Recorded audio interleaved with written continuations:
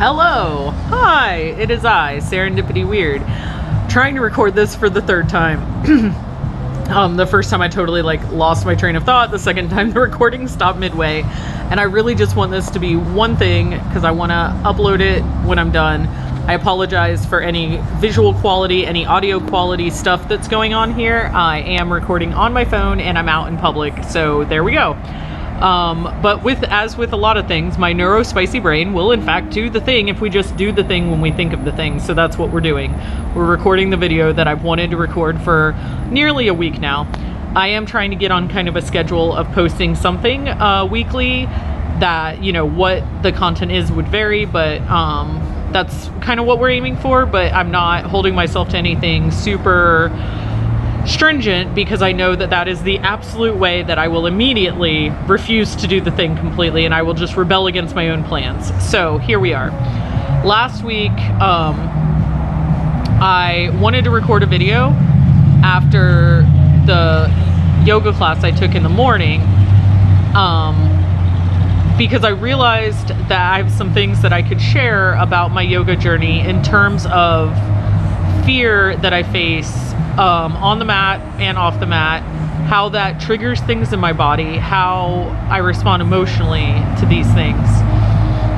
And for a while I've wanted to make videos like this, but you know, as I talked about in my last video, which I will try to link in the description maybe at some point, I have kind of been really afraid to be vulnerable, even though that's also what I want to be doing in videos. So, you know, it's kind of a thing. I don't know. It's a contradiction and a paradox and a problem, but we're getting through it. We're moving through it. Anyway, the reason I'm recording this now, I didn't have time last Sunday because it was one of those days where it was like, this is happening, then this is happening, then this is happening, then this is happening. And then Monday, kind of the same thing. And it's been a crazy week, but this weekend is my monthly training weekend. I'm pretty sure I've mentioned that I'm currently working on a 300-hour yoga teacher training. I'm going through that. It's a year-long training, and we meet once a month, every month pretty much, and have a really condensed weekend full of stuff. That stuff varies, but it's yoga, right? So as part of the training today, I took a workshop that was focused specifically on one style of yoga. And that style really doesn't matter. What we did in the workshop doesn't matter for what I want to talk about here, which is that it kind of, it relates back to some of the stuff that came up for me in the last practice. Often in my own personal practice, in the physical practice, if it is, I meet places where the movements in my body trigger emotions. And they're big. They are big emotions. And there are tears almost always. And here's your content warning about there may be tears in this video. We'll see. It's not going to be very long because I don't have very much time because this is the lunch break in between stuff in my day. But if I didn't film it now, you know, while my emotions were still kind of frayed and raw, I would miss the opportunity to sort of process this out loud. I did a bunch of journaling earlier directly after the workshop, totally broke down crying and got some hugs from people, which was nice. Also just weird space for me because I'm so practiced at really trying to hold all of the emotion in, like all of it, because no one historically wants to see that or deal with that. And particularly during the workshop, I don't want to disrupt anyone else's experience, but emotionally it was very challenging for me, and I'm trying to pick apart why. And I had gotten some answers last weekend, which is what had prompted me to think, oh, I should create a video around fear and the fear specifically I feel on the mat and how that triggers emotional responses for me and tears.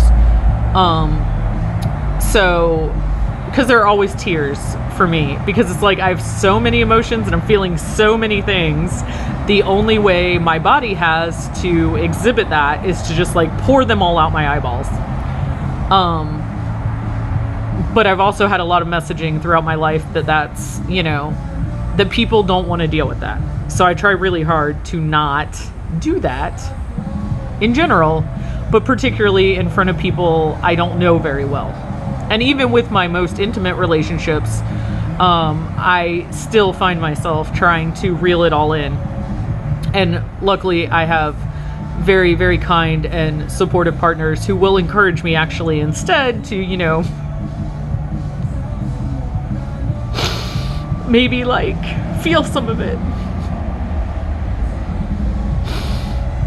So yeah, I don't know if I said content warning, tears and crying in this video, or if that was in the previous attempt before it cut off, but whatever. That's where we're at. Okay, we're in a frayed place of emotions right now. And since I'm committing to vulnerability, that's obviously when we make the video. All right, so I'm just talking around the thing and not talking about the thing.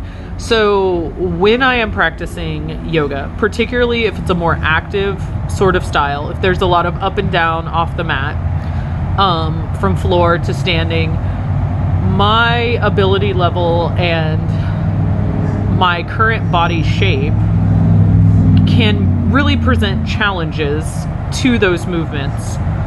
And so a teacher will be cueing things, totally reasonable things to cue, but it takes me longer, or it's just challenging in general. And at some point, sometimes that's totally fine. I'm totally good with this is my own practice. I'm going at my own speed. I'm making whatever changes I need to make for my own practice. Fantastic. Everything's good, whatever.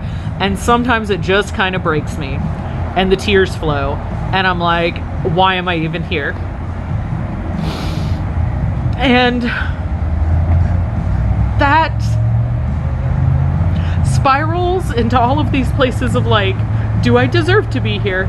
Why, especially now that I'm taking this more involved training so that I can teach, so that I can get back into teaching, because I really haven't, after I finished my 200-hour in 2019, obviously we all know where 2020 went. So as I was beginning to teach and, get the courage to teach and the bravery to teach and the confidence to teach and all those great things, and starting to, find my style and all of that, everything kind of shut down. And I continued my own practice for a while. But then other things and it just kind of dropped off. So not only am I getting back into my own personal practice after some years of really, in general, not a lot of movement, and some scares with losing mobility, foot pain and things like that. It's a lot coming back to this process and coming back to this practice. It's a freaking lot, emotionally and physically. And I'm not afraid of physical pain. Physical pain doesn't necessarily bother me. Physical discomfort doesn't necessarily bother me. The triggers that tend to open up the floodgates of the tears actually just tend to be contact with my body, and not in a I can touch my body, right? I can put my hand on my thigh or my belly, a place that maybe I'm not thrilled with the size or shape of, but that's not problematic for me personally. I know that could be problematic for other people. For me, that's not in and of itself a problem. But when I get into a forward fold or anything where my body is now being compressed and my chest is moving toward my thighs and my belly is just all in the way, in the middle, it does something to me emotionally. It's that action unleashes all of the memories of bullying as a kid for being overweight, just all of the stuff related to body shape and form and fat phobia and so on and so forth. sort of just all comes up. It's like all here suddenly, and I'm trying to continue a yoga practice and continue some movements while my emotions are spinning. And that's been very useful to me, honestly, because having the physical practice to continue to try to do is kind of, like gives me something to do while my mind is kind of unraveling these things and my emotions are kind of unraveling, and I'm processing and I'm getting a different perspective on it, because in my yoga practice I'm able to sort of separate from myself some, right? I'm able to kind of go into an observer mode and just kind of watch what's happening with me without really being in it. So even if I'm crying, it's kind of like I'm crying now, where it's like, yeah, there are tears coming out, but like I'm not distraught. It's more like processing. Like some stuff is just processing. And I have found a lot of really fantastic emotional transformation and acceptance and, positive things that have come through my physical practice. And last Sunday I realized that some of that trigger is not only like the forward fold space, which I've identified before, where I'm kind of just like, I'm really having to face my body in my body, and any frustration I feel about not being able to go further into a pose or do something due to the constraints and limitations of my body. But last Sunday, the class I was taking was heated, and for reasons like I was setting up my stuff a little bit later than I wanted to, and I didn't put down my towel. So like I'm sweating, the mat's getting sweaty, and standing poses became even more of a challenge for me, because now I had this layer of fear on top of everything. This fear that like I'm going to slip and I'm going to fall, and like that's going to be embarrassing, like, so on and so forth. And one of the other trainees was assisting me because we were working on assisting. And so you have to practice the things that you're working on doing, right? So I was like, okay, I really have to, where typically if I meet a space in my practice where I'm being overwhelmed by emotion, I go back to the thought that like, if I cannot breathe, if I can't keep my breath steady, I need to back away from things. And I'll just kind of, and I did this in that practice. I eventually ended up, kind of moving into a child's pose for a while, but I was pushing myself a little bit further than I might normally, because I had somebody with me, watching me, observing me, trying, assisting me with hands-on assists from time to time and stuff like that. So there was like this extra layer of I'm being observed now. And so bringing it back to today, in the workshop I was in, we were doing some ab work, which can be hard for me anyway, because my abs aren't super strong right now, right? Like, kind of flabby, but that's okay. Like, we can keep working on it. But we weren't, I think because it was a workshop setting and not just like a typical class, and the way our mats were set up, like, again, I felt kind of more in that like observation state. Like, I'm less able to like hide and not, and just let myself process. So at one point, like, I could feel myself starting to cry, and I'm like, oh my gosh, I have people to each side of me. I don't want to disrupt their experience with this, but I also don't want to not do the movement, but it's really hard for me. And the rest of the workshop was really hard for me in that way. Particularly, I found another space where compression of my own body, like against my throat, because when you kind of have like a lot more padding or whatever words you would like to use for fluffiness of body, if you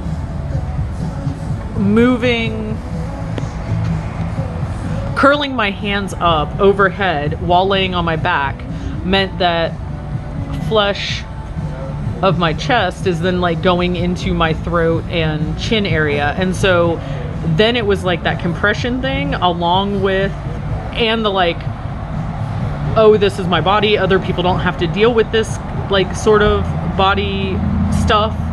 And that just like spiraled it all again.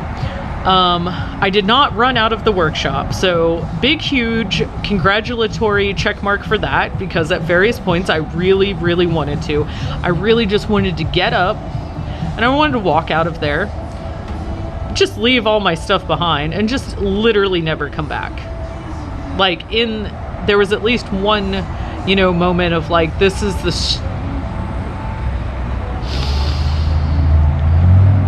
the like stupidest thing I could ever be doing in my whole life. It's just, it's uncomfortable on many levels. It's uncomfortable emotionally, physically, it's maybe not the most great thing on the planet. It wasn't painful or anything, but it was just hard.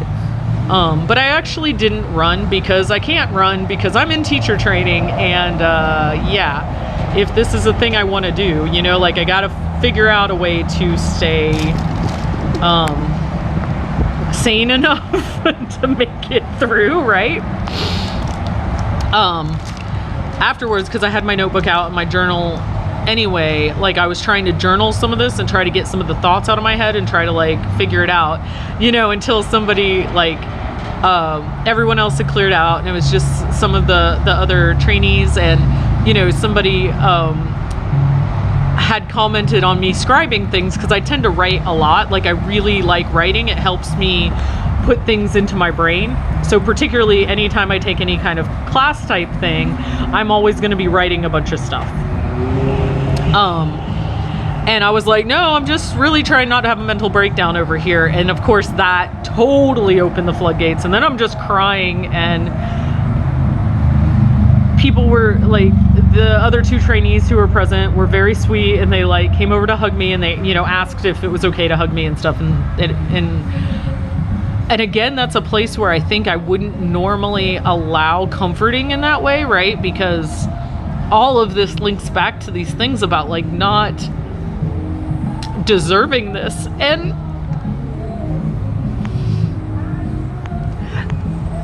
this is care and compassion that I give to other people, right? This is, if I was watching anybody else go through this, I would be right there trying to support them. And it's so hard for me to believe and allow that it is okay for me to have that support, and it's okay for me to ask for that. And so that, I don't know, that's just, I'm not even sure. This is completely a ramble of just trying to process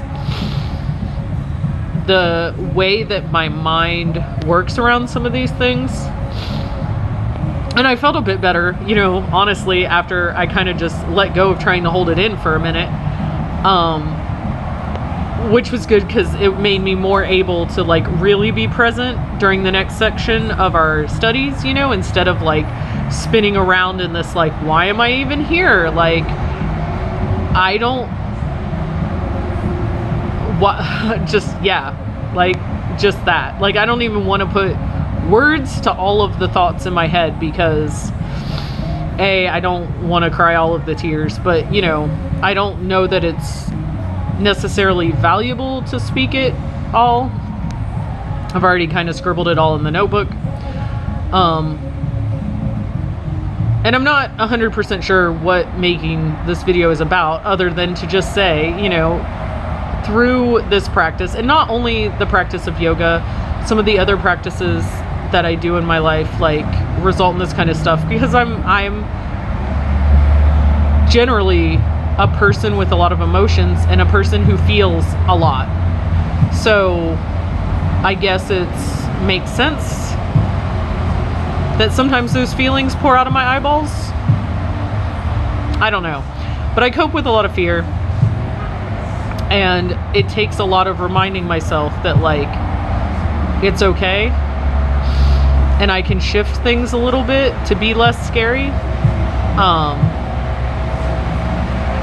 And that's a really loud sound, and I apologize for that. All right, there's lawn stuff happening, so we're just gonna leave it there. Thank you for listening, and I'll do a follow-up at some point. Lots of love.